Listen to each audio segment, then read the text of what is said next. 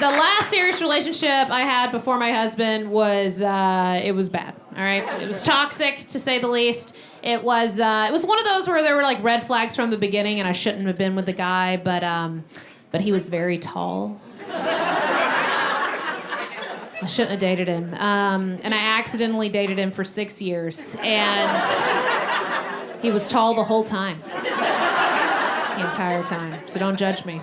Right? Has anybody been in a relationship where they like had red flags or they knew they were being cheated on, but they couldn't prove it? Anybody? Couple people? Yeah. I know I'm not the only one who's dated men in here. Yeah. And I'm not trying to say women don't lie or cheat. Women lie. We lie too. All right? We're good at it. All right? We're good liars. But here's the difference. Women have sweet lies. Okay? We have lies that keep the relationship together. You know, things like, oh my God, it's so big. And ow. And you're the first one I ever let do that. You know, stuff like that. Stuff like that. Guys lie about things like second families. That's what they lie about. Guys, make your lies smaller, okay? Bad with your lies. You're bad with your lies. Oh man, I knew my ex was cheating. I couldn't prove it. All right, and that was tough. But we did have some nice moments because you can't say a 6-year relationship was totally bad. It had some nice moments, like we had cute pet names for each other. Like I'd call him Sugar Butt, and he'd call me a crazy bitch like my mom, and that was fun. That was fun. We did this fun thing together when we had a chance. I don't know if anybody in here does it. It's super fun. It's called Fighting in Public. Does anybody? Oh, man, it's awesome. Like, if we had a night off together, like, we'd have a couple drinks before we'd leave the house, then we'd go to dinner and have a couple bottles of wine, because it'd be a Wednesday, so they'd be half off. And then after that, we'd go to some after bar, and then we'd have like 17 more drinks. And it's a very healthy relationship. And at some point in the night, I'd come out of the bathroom with my eyelashes from earlier on my cheek, full of all my suspicions. And I'd walk out of the bathroom, and I'd see him talking to some woman, and I'd be like, who are you talking to? And he'd be like, this is a waitress. I'm trying to order you another drink. And I'm like, oh, what are you trying to do, order it through her ass? And he's like, you're crazy. And I'm like, you're crazy. And he's like, get out of here. I'm like, I will. I'm done with this. And I'd go to leave, and then my shoe would fall off behind me. And then I'd just hobble out like some sort of white trash Cinderella.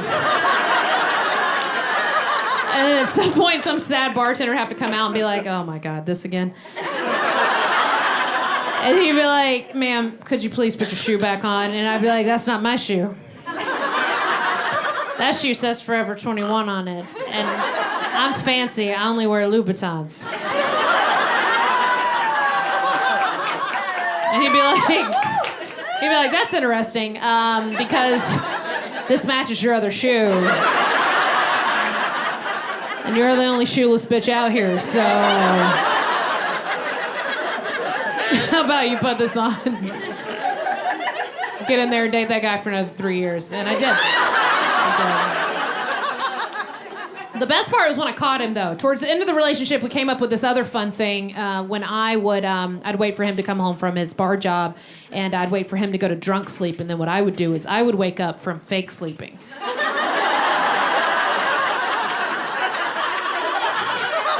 And then I'd go step around the bed, and I'd go get his cell phone off the nightstand. I'd crouch down in my side of the room, right? And I'd get real low in the floor. All right, it's important to get low. You got to stay low, because if they wake up, you throw yourself on the floor. You roll under the bed for a second. You wait for them to go back to sleep, and then you go back to recon, okay? It's very important. So night after night, I'd sit there scrolling through his phone, looking for evidence, right? Just scrolling, butt naked in the corner of the room. Just like, I'll show you crazy. Thank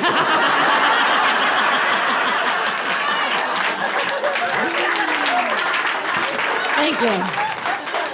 But then I found it. I was right the entire time. I was right. He was cheating on me, but what he did is he saved the girl's name under a guy's name in his phone, thought I wouldn't see it.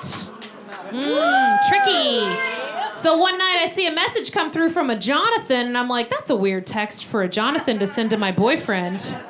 And then I scrolled back, and I was like, wow, Jonathan's tits are way nicer And I thought they were. Look at that. How about that? And there was 3 months of evidence. He'd gotten real lazy, not deleted anything. And what I could have done is I could have confronted him in the middle of the night. But, it had been 6 years. So what I needed to do is collect all the evidence so I could do it the next day at his job in public.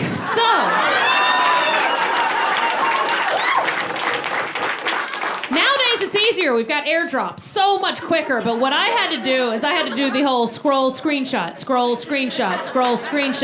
Then you got to make sure you text message yourself all the screenshots that you took off his phone, right? So you got to text yourself the screenshots, but you got to cover up your tracks. You got to delete all the screenshots of the text messages that you already did on his phone that you sent to yourself. Then you got to go to the photo album, and you got to delete the screenshots of the text messages you saved to the photo album. Don't forget the deleted album. Go to the deleted album. Delete all the screenshots of the text messages you took out of there, right?